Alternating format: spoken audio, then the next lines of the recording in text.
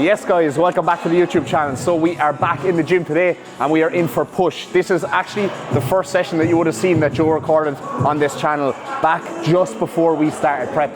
Today we're 9.5 weeks out, so feeling good guys. I'm starting to feel the pinch a little bit now, but it's kind of like a 1 out of 5 on a scale of difficulty for me. So I'm sure I will have filled you in with all of that stuff in the weekly vlogs. However, today I'm going to keep it a little bit more training focused. So to start off and give you an update as to where things are at training wise, things have been holding extremely well. So we've taken an approach this prep where we're putting even more of an emphasis and focus on the training than we did before. Obviously that's always priority for us, and in a deficit and a diet and a prep, you want to make sure training performance is top priority so that you hold on to all your tissue, right? So far so good. Doesn't look like the tissue is going away. If anything, it looks like I have grown into this prep so far. And I've been doing a lot less than I would have done previously before. My mindset is normally prep, loads of steps, loads of output, move around as much as I possibly can.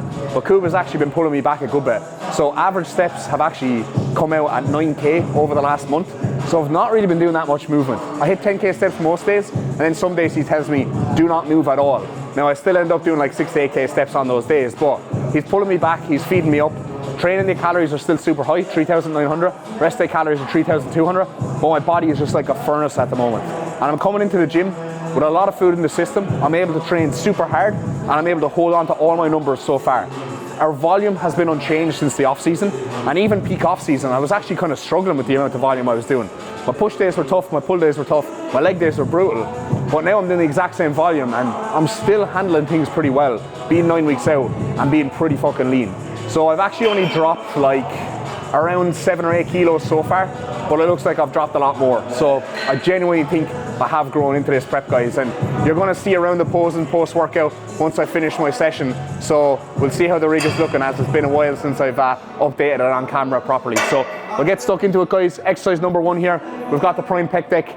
Peck is back feeling fresh now again, thank God. This is the only exercise that I still feel a little bit of a twinge there, but I've just been going super light. So we'll start off with 2 sets here and we'll get into the bread and butter movements after that. So one important tip to note guys, because I've been reviewing a lot of client execution clips this week, and one thing I commonly see is people looking around in the gym while they're doing their set.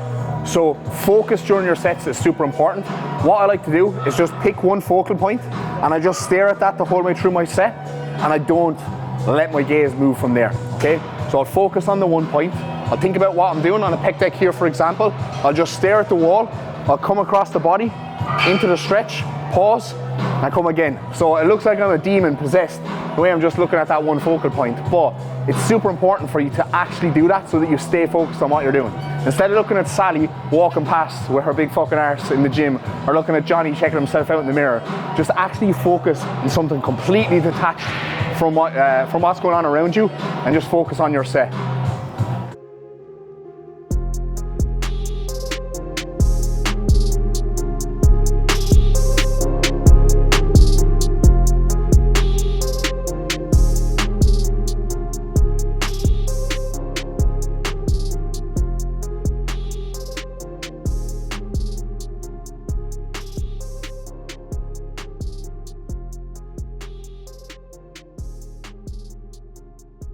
So one thing you're going to see in today's push day is that I'm not going to be taking any 50-50 reps. No reps that I'm not 100% sure that I'm not going to get. Now in the off season sometimes I will kind of go for these reps because I know more often than not I might be able to grind them out. In prep it's very different, and in a dieting phase it's very different. Your recovery capacity is going to be not the same as it is in the off season, okay? So you do want to be taking scrappy, sloppy 50-50 reps, because your endurance will go a lot quicker than you think when you're on prep. So when I know I'm approaching failure, I'm not going to go for that sloppy rep towards the end. I'm not going to go for that grinder, because it's just going to affect my following sets and it's going to affect the rest of the session. So I'm trying to be as smart as I possibly can and just leave the set where I know it's still going to be good quality, that I'm going to be able to recover from it, and I'm still 2 reps up there, all right? So I'm not getting greedy with my progressions. I've progressed. I know that maybe I've got one more grinder in me, but I'm not going to take it. I'm going to leave it there, make sure I can recover for the next exercise, the next session, and just keep things on point. That was set to 15 on the top. So I'm actually 2 reps up and 15 pounds up. I love that. Good stuff. Fucking hell, we're on one today. It must be the Jay Cutler bucket. It must be the Jay Cutler headband. Not exactly Jay Cutler, you know, it's not white like, but Joe actually mistaked me for Jay Cutler when I walked in the gym today. Here's Jay, he said, wait till I get my fucking pump cover off, you'll see then. Next exercise, unfortunately, isn't an incline hammer strength press though. It's an incline Smith press. As much as I'd love to just hop on the incline hammer, because I do love that piece of kit, but it's a bastard to progress. The DIY going on here. I'm very strong today. I'm after breaking the fucking machine and never pulled the peg straight out of it.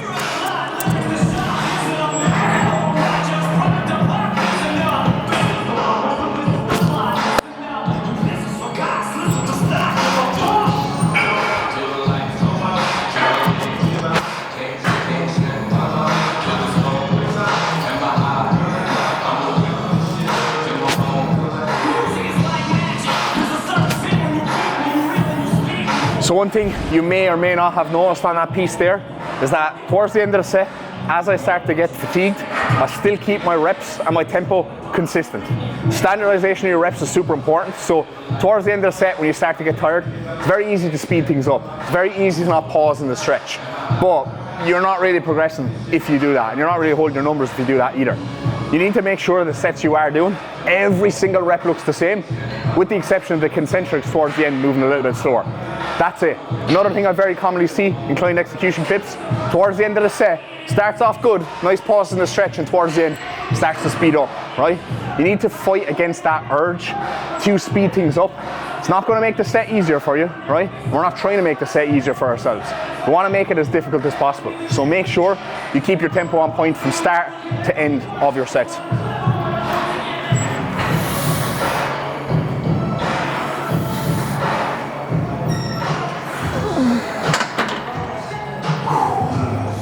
Oh, that's better. Last time I did this session, I was actually training Ultra Race Derby, and they had the Smith machine the other way around.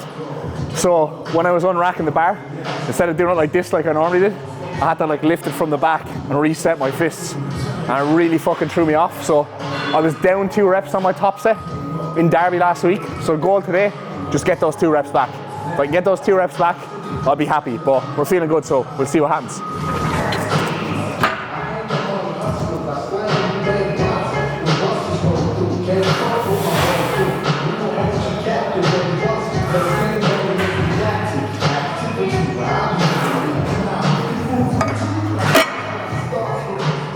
Wrist wraps, guys. Bit of a no-brainer for me, but you'd be surprised how many people still get this wrong. So with a wrist wrap, you don't want to wrap it like literally around your wrist like a bracelet like that. You actually want to make sure that it's up nice and high and it's actually coming around the top of the wrist, right? So where the bone is, that should be in the middle of where the wrist wrap is, just so you actually have support and there's not a bend in your wrist. Whereas if you put it down here, it's like you got no support, okay? So make sure you wrap those nice and high and tight, and you'll actually be braced.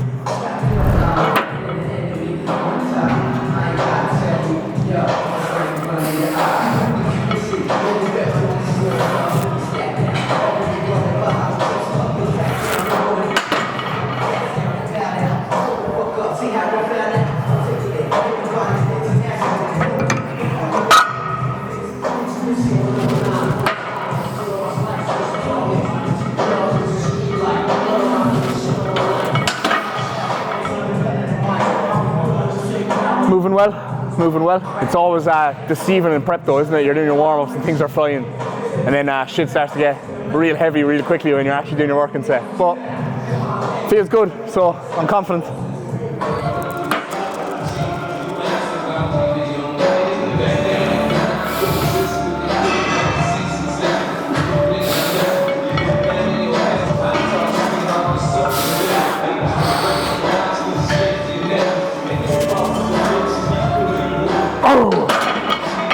Yes.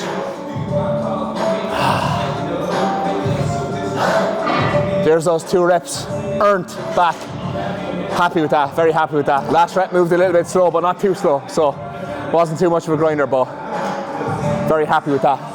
That's where people would, in an off-season, carry on there. Like, that was the perfect point to stop in a prep. It was the perfect what? Point to stop in a prep. Like, when you're not trying to take it too far. Yeah. Like, that last rep was good enough. In an off-season, you may take the extra one, but that was... Even there, like, in my mind, I was like, is this going to be too much of a risk? But only for how well the pec deck progressed before that. That was kind of like my cue to be like, okay, I think this is a risk worth taking, because they were moving really well, right? And I knew it was going to be a little bit of a grinder, but I didn't stop. The momentum didn't stop. It was just a slow rep, right? But off the back of that set, mindset is so important in prep. If you come into the gym and you think, I'm in a deficit, so my numbers are going to slip, then they're going to slip, okay? You need to come into the gym in the exact same way you would on any other day. Like it's your off season, like you're full of food, like you're ready to run through walls. And you need to actually work with effort and with intensity and with a positive mindset to hold those numbers in the gym. Where the mind goes, the body will follow. So if you've got a poor mindset coming into the gym, you think, oh, I'm tired, oh, I'm not eating that much food, oh, I'm prepping, oh, I'm fucking 9.5 weeks out, your numbers will slip. But if you don't have that mindset and you come in and you just fucking attack it, you're going to be far more likely to hold on to those numbers. So make sure you keep that mindset on point at all times. Right now, I'm fucking locked in. Those numbers are not slipping as long as I can let them to. So, intra-workout drink, 40 grams trained by JP Sustain, 15 grams trained by JP EAs, 10 grams trained by JP Creatine, 10 grams trained by JP Glutamine. DMAC 10 for discount. Right guys, so last time we recorded this video, I spoke about how I like to not rush between sets, but how I like to go from one set to the next. I don't like to take too much rest. However, my push days have been a little bit different on prep, right? I have been taking a little bit longer because I know I'm just not going to have as much endurance as I have in my off season. So I will probably take a good 5 minutes between the top set and the back off set for this set, especially considering I think I was down 2 reps on this the last time I done it, but I think I was down a rep on the back off set as well. So I want to get that rep back again today, and I actually want the set to be even better quality because I rushed through it a little bit when I was in Derby, I'm not going to lie, right? Because I knew I wasn't going to hold those numbers. So I kind of watched back my footage afterwards on my phone, and I was like, yeah, it's not to my standards, right? Back off set, I like to be even more slow and controlled, pause, good stretch, and it was just wank, okay? So that's why it's so important to record your sets, not just to like post them on Instagram or send them to your coach or whatever, for yourself to actually watch those sets back so you can be self-analytical and you can pick up little areas that you can improve upon. I record every single one of my sets when I'm in the gym, every single session, so that I can watch them back, make sure the form is on point, make sure I'm keeping everything the way it's supposed to be, and if there's any areas for improvement, I can then improve them on the following set or in the next session.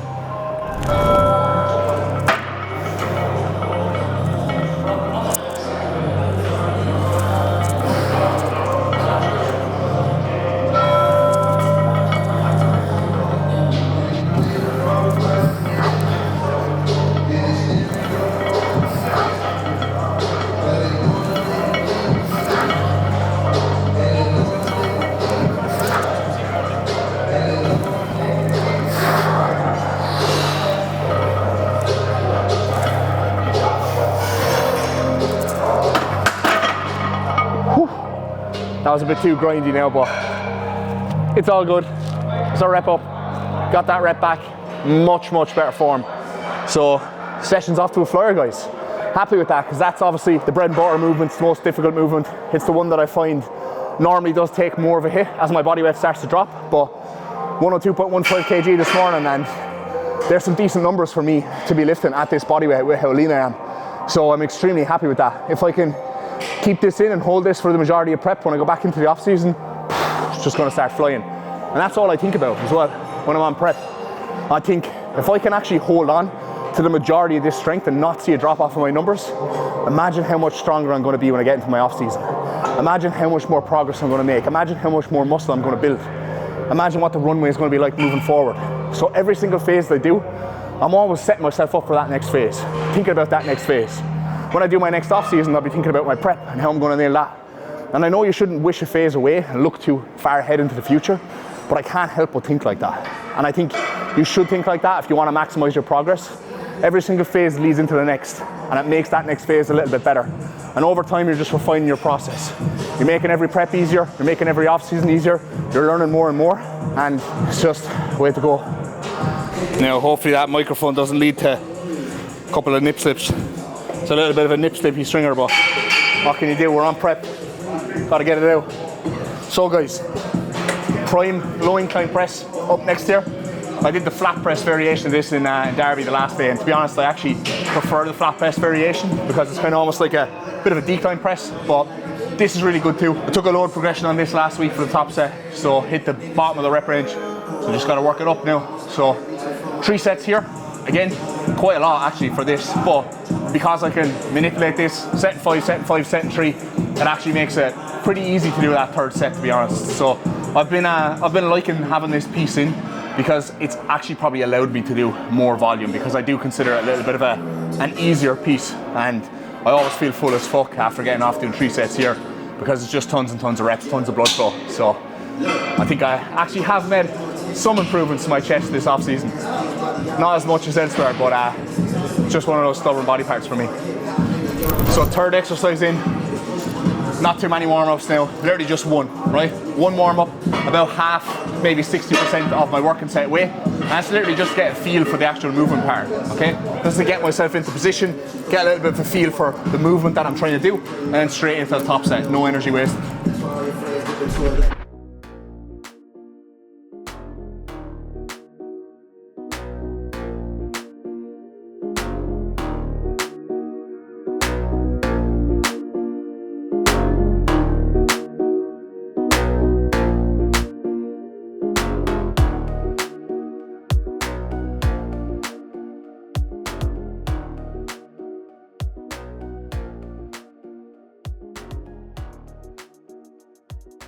Two reps up there. Don't know where this surge in training performance is coming from today, but I'm not complaining. New low this morning and I was feeling a little bit rocky. I didn't know what way it was going to go, but again, you just never know until you get into the gym, guys. So, mindset. It just might mean that I'm a great influence. Yeah. It's because Joe is here, and I can't look like a little bitch when Joe's recording me, you know? It's for the YouTube, it's all for show, so.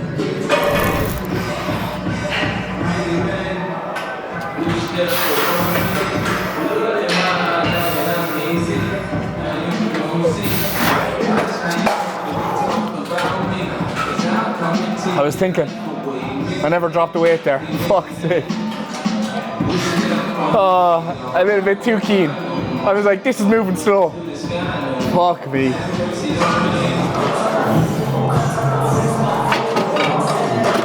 Anyone else have OCD about the plates in the gym? We've got 2 different size 20 kilo plates, and for whatever reason, I always like to use just like the normal smaller size ones, and I'll never put, or rarely put, like the bigger ones on with the normal ones, because I'm like, I feel like they're different weights even though they're the same weight, and they might be like slightly off by a micro bit, but it just like does my nutting, does my OCD in, especially because they're different sizes on like the bar as well. I don't know why.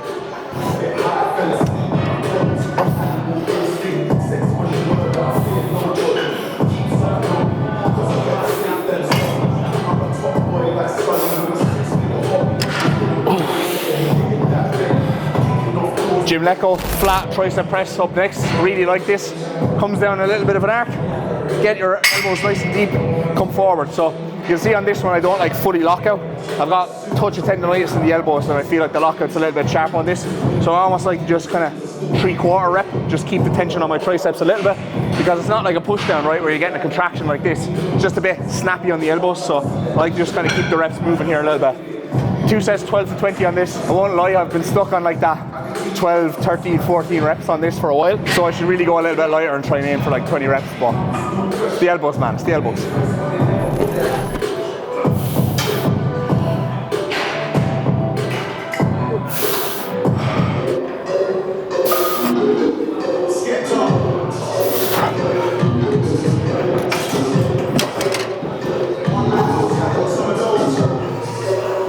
Got such an empty stomach at the moment that drinking water just feels amazing. I actually love that feeling. I hate having like a full stomach in the off season. Right now when I'm in prep and I just feel like I get into the gym, I'm through my session, I'm drinking loads of water and it's just going straight through my stomach. I love that. It's so fucking nice. It just makes like actually drinking water so much easier as well. And I like to drink water, but I hate having a slug of water and just instantly being bloated like I'm in the off season. So you have to kind of like appreciate all those small little things when you're on prep, because like I was speaking to a client about this the other day. When you're dieting, food just tastes amazing, right? And you really learn to understand and appreciate good food. Like, even if it's just chicken and rice, if you're dieting, plain chicken and rice with a bit of salt tastes like a Michelin star meal, right?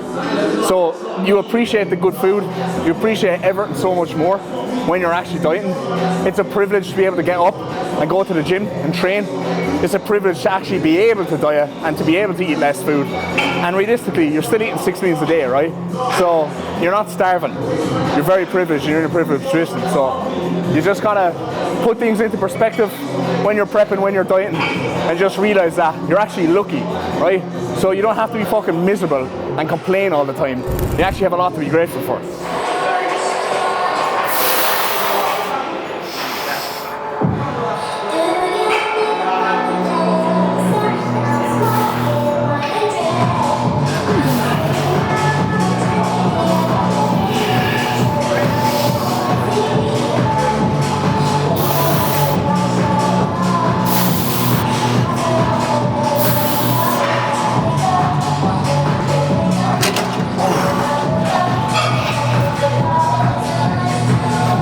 Right, so that is the pressing done.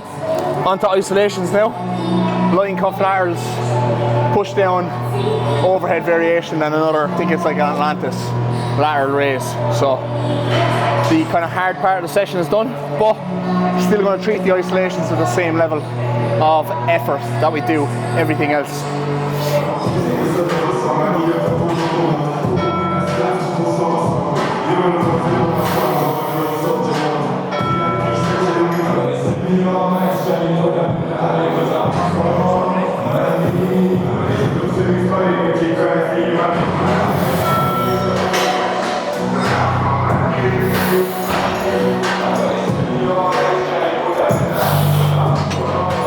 So guys, another thing that is extremely important when it comes to your training is environment. Environment is everything, right?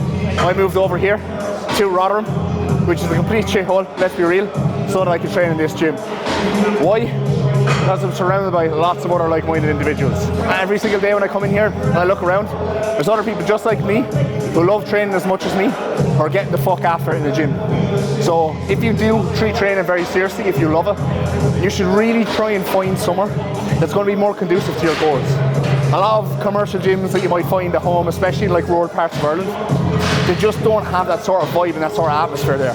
Everyone's kind of looking at you funny if you grunt while you're doing your exercises. That kind of a vibe. You want to go somewhere where you can just fully train balls to the wall, and there's a lot of people around you who are actually going to bring you up and force you to be better and force you to level up.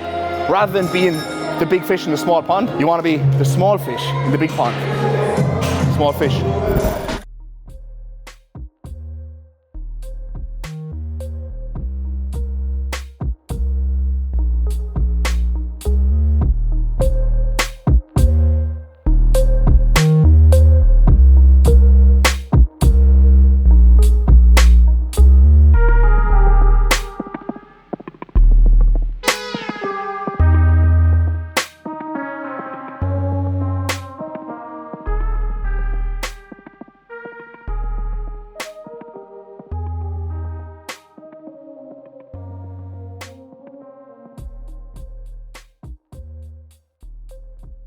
So at the end of my sessions the last while is kind of where I'm starting to see a little bit of the endurance drop off. Once I got the big bread and butter stuff done, I'm getting towards my isolations at the end, right?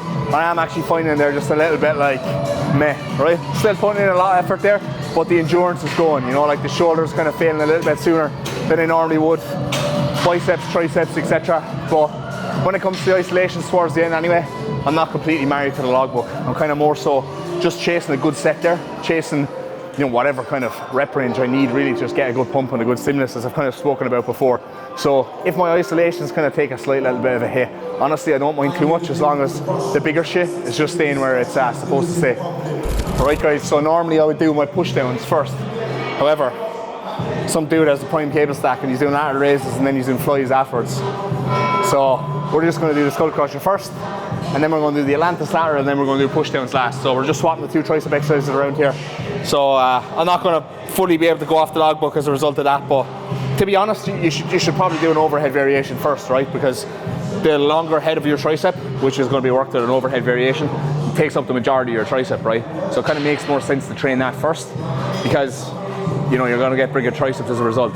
If you want big arms, guys, build big triceps. And your triceps are 2/3 of your arm, but your long head is like half your tricep. So I'm not going to do the math there, but you can figure it out. The long head is pretty important, all right? And actually, funnily enough, I feel like I wasn't doing any overhead skull crusher variation, only like a cuff variation when I was training in FLF. And since I've come here, I've done a lot of this. My triceps have grown quite substantially. So I'm not saying this is the secret, guys, but it's one of them. It's one of them.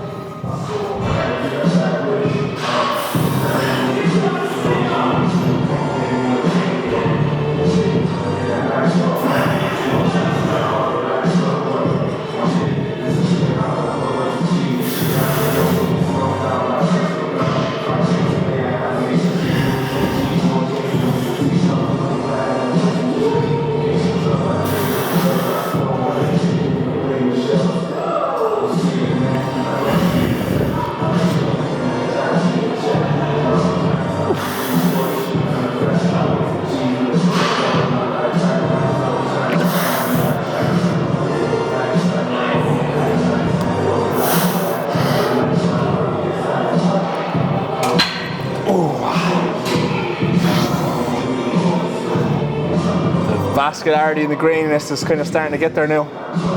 So, still no hours in yet, guys. And that's another thing with the training performance. We're still managing to keep volume high. And then, if we do start to see performance slip, we've got the volume lever to pull first. So, bring that back to volume a little bit. That alone will allow me to hold my performance even better. And then, we can add some orals in towards the latter end of prep, and that again will help to keep my performance even better. So we've got all these tools still left to play with. I'm in a great spot at 9.5 weeks out, so I'm super confident that I can kind of continue to progress and get better and just handle this prep a lot better than I did the last time around. There's a lot of mistakes made last time around, which are kind of on me and not on Kuba, you know, so I've definitely learned from those and just refined the process. These things are only my 3rd ever prep, you know, so I'm still green as grass when it comes to competing and bodybuilding, to be perfectly honest. Yeah, I've been going to the gym and, you know, I've been doing off seasons and bulking and cutting for a very long time, but competing and prepping is a completely different ballgame, completely different kettle of fish. So I'm still relatively inexperienced when it comes to that area, and I'll hold my hands up and say that. I'm not one of these like guys or coaches who does one show and, you know, thinks they're the most qualified kind of bodybuilder in the world and they can kind of tell everyone what the best way to do things is, right? We're always kind of learning, and I feel like any of the lessons that I do learn, I share as insights on this channel and on my Instagram and everywhere else. And whether people agree with that or not, that's completely up to them. But, you know, when you've actually kind of done it and been through it and learnt those lessons and made tweaks and seen the benefit off the back of those, it's kind of very hard to ignore that, you know.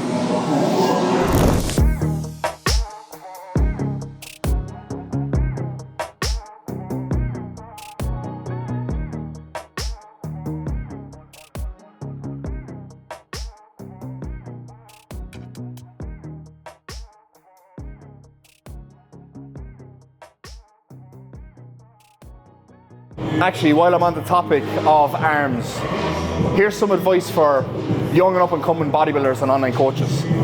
If you're going to be posting content, by all means, post content. I don't want to discourage anyone from posting content, but make sure that you've actually done something first to warrant post that content. So what I mean by that is, if you're making a reel and it's like 3 tips to grow your arms, but your followers can see that you have small arms and you haven't actually done anything to grow your arms, they're not going to treat you very seriously, right? Even for myself, I was actually afraid up until very recently to put out content about how to grow your arms or how to grow your legs or any of those things, because even I feel like I'm too small to actually tell people what to do or give people advice on those things. However, if you go onto my Instagram and you look back at pictures of me over the last couple of months, couple of years, you will see very consistent and dramatic improvements of my arms getting bigger, my legs getting bigger, and everything else like that. So my followers know, if they actually follow me, that the things I'm talking about, I have done them, and I'm speaking with authority based off experience and based off of results.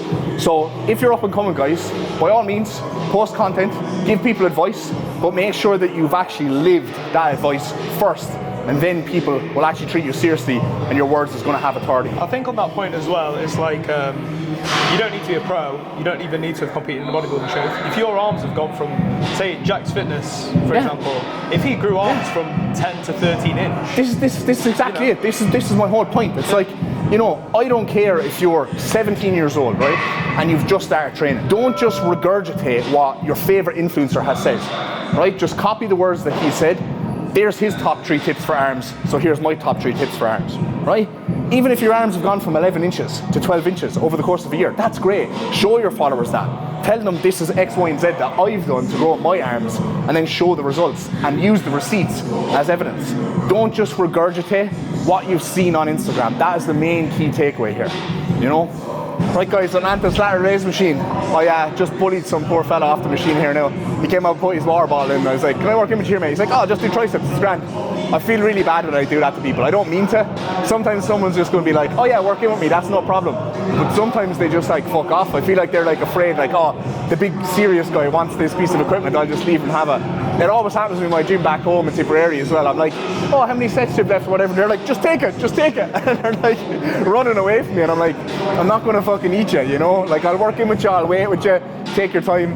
I don't mean to be intimidating, I'm actually trying to be friendly, but sometimes people just run the other way when they see anything over 90 kg of muscle in a commercial gym, so.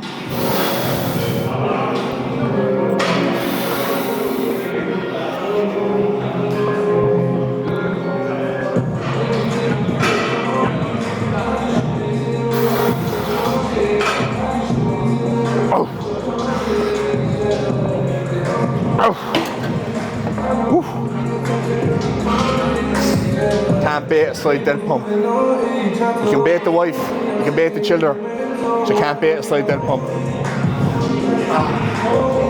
That's an Irish saying, Joe, you wouldn't understand that one. Oh. I swear my back is just like, I got physio done yesterday, come into the gym, couple of exercises done, back is just fucked again, seized up.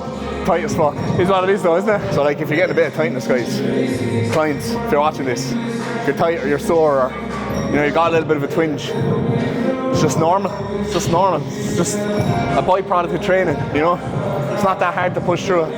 You're not gonna fall apart or break down or die. You'll be alright. You can deal with a little bit of discomfort.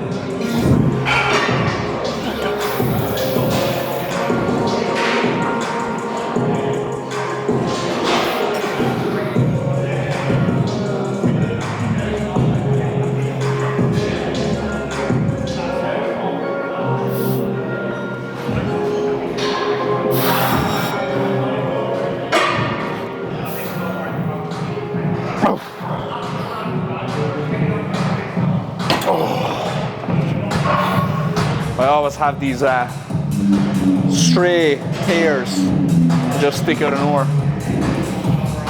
I used to be like a fucking dolphin. Then I started taking gear, and now just fucking hair everywhere. It's the worst thing ever. I hate hair as well. I just shave all of it off, head to toe, back, sack, crack, the whole shebang. Clean as a whistle, guys. You'll have to pay extra for that content, though. I'm afraid. That's on the other link. So. Link in bios to apply for coaching, but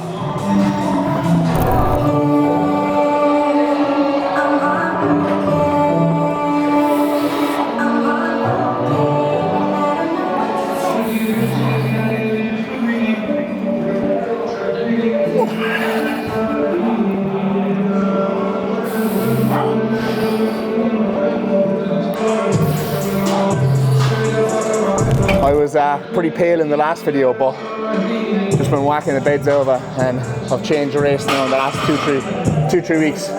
Hopefully that's not too offensive for people. My viewership is probably like 99% Caucasian anyway, so it's all good. All my white brothers will understand.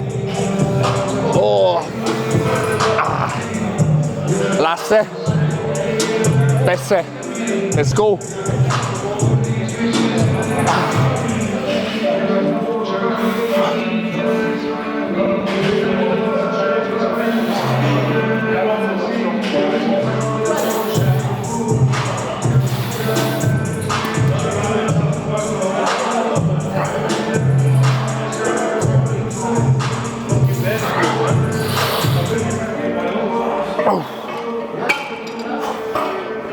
Job done.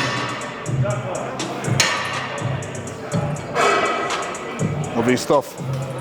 That is push wrapped up, guys. So we're going to go back upstairs, do a round of 2 posing for you, see what the physique is looking like, and I'll wrap the video up there.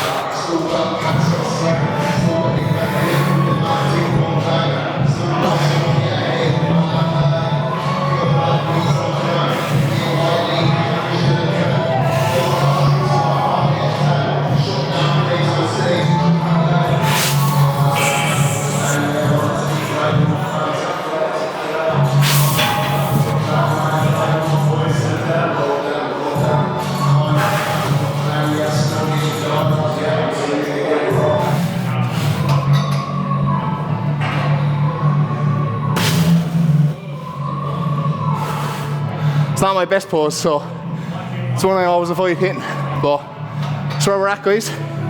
9.5 weeks out. I feel extremely like shrink wrapped today, but I am, I think, flattening off a touch, right? Not too bad, but normally I look a little bit more full with like a push session. So I did drop this morning to a new low, but I reckon tomorrow a bigger drop is coming and I'll be under 102. So Koo was in Colombia at the moment and he has me tracking my evening weight as well as my morning weight, just so he can kind of predict what I'm going to drop. So if we need to do a high day, he can actually have those changes to me over before I even wake up, right? So I'm still waiting for him to actually reply to my check-in. Should be coming pretty soon, I imagine. So we'll see what he says. I'll probably update you on that in the vlog. But so we're looking, guys, 9.5 weeks out. Next time you see me, it's probably going to be like sub 6 weeks out, somewhere in around those lines. So things should be looking pretty gnarly at that stage, because I imagine Yanavar will probably be in, I'll be sub 100 kilos, and the glutes will probably be getting there at that stage as well. So it'll be exciting, but feeling good, feeling confident. Great push session today, very happy with the performance. So it's pretty much all I have to say, guys. So thank you for watching. Make sure you like the video. Make sure you subscribe if you haven't already. Drop a comment down below. Comments on the last 2 videos were very, very good. People are actually starting to comment now. It's boosted the algorithm loads. So appreciate that, guys. And we'll catch you in the next one.